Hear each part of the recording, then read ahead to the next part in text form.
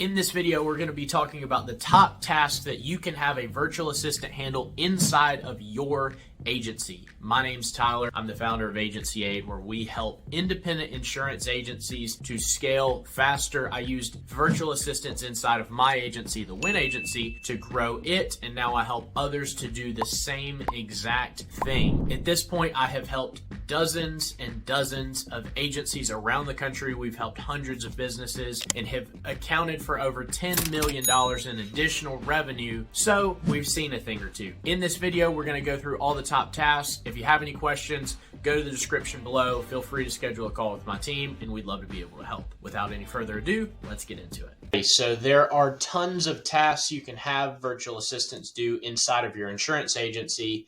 The key really just comes down to training. So I'm going to go through the top things I have got virtual assistants helping myself and other agencies with.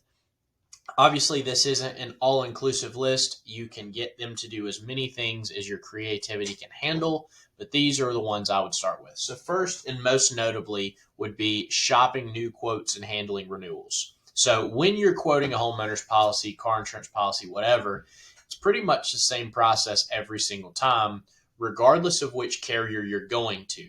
So if you just make a simple standard operating procedure, which we've got a video, we can link it down below. And in that standard operating procedure, you teach how you do things, do it the same way every time. You can get somebody up to speed pretty quickly on shopping for quotes and renewals. If you work with my team at Agency Aid, we have this done already. We've got 200 plus training videos. So we get people up to speed, and by the time they get to your agency, they knew how to do pretty much everything.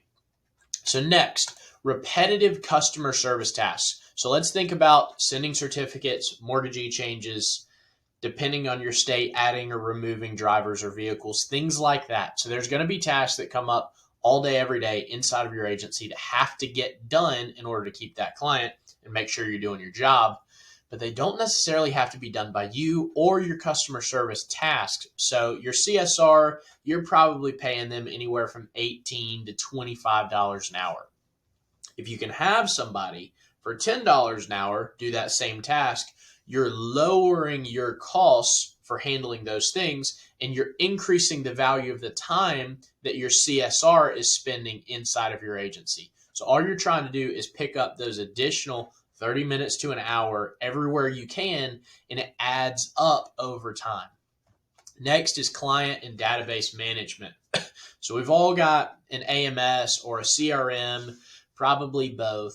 And having clean data is massive. So you're constantly taking notes. You need to be updating files with clients. You need to make sure that your downloads are coming in properly.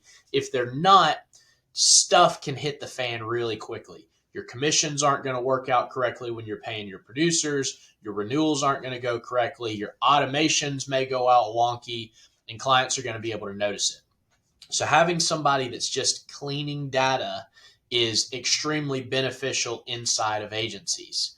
All right, so the next one, if you don't want them just doing back office stuff and you need somebody helping you make money, one of the things you can have them doing is appointment scheduling. So obviously you need to find somebody that is warm and friendly on the phone, doesn't have an accent, all of those things. So put that in another bucket. We kind of get that. But you can have them calling up prospects. They can be calling current clients to do policy reviews. They could be calling lost clients, to people that left in the past, seeing if they're interested in getting a review of their current coverages, potentially bringing them back. Or you can have them calling through leads, booking appointments for producers. Now, this is going to vary state to state what a non-licensed person can do, but pretty much across the country, somebody can be booking appointments. Now, they cannot talk coverage and they can't talk insurance. Generally, a producer has to be the person that gathers the information and then presents it back. So in that same vein, a VA, once the producers gather the information, they're doing data entry in all the carriers to get quotes finished, and then the producer presents it. So just check with your state Department of Insurance to make sure everything is clean there. Document preparation. So let's say you're doing a lot of commercial insurance and you've got to make really clean proposals to go out to your middle market accounts. I myself am not good at Excel and the creative side of things. You can have a virtual assistant doing that. So you can have them make clean looking proposals. You can have them making obviously your standard operating procedures for your agency, declination forms, anything you need that wants your company branding on it. You can have somebody do that that's probably better at the graphic design side of things. Another, you can have them managing a service inbox for email or phone calls coming in. So let's say clients are constantly sending emails with needs. A virtual assistant can probably filter out 70% of that. They may have to delegate other pieces or ask you questions, but they can at least stop the phone from ringing a little bit, and that's huge. You can potentially also set up a voice over IP. Most of our clients do that. So the phone calls are going to the VA first. They can field it, and then if it needs a producer, they can forward it, or they can forward it to the owner or a CSR, whoever may need to handle that. All right, this one is a little more involved, but this is actually how I got started with virtual assistants. So doing marketing tasks. So I had VAs inside of my Facebook, LinkedIn, Instagram, etc., and we were prospecting. So you can go into Facebook groups, you can be making engaging posts, you can have them comment back and forth, you can have them make memes and post them. Whatever it is in your day-to-day operations, if you've cracked the code on cold email or ads, you can have them working on that. Responding to Google reviews, asking current clients for reviews, whatever your little heart desires, you can have somebody helping on the marketing side of things. And then one last one that I threw in for kicks and giggles is just claims processing support. So essentially, let's say customer calls in, has a claim, probably fielded by a CSR, you file it with the carrier, but you want to make sure your client knows that you care. So following up on the claims process with the adjuster, with the client, etc., this person could just be sending text messages, getting updates. So in my agency, we use Agency Zoom. We have a service pipeline, so we're keeping track of all of our claims that are open and in process.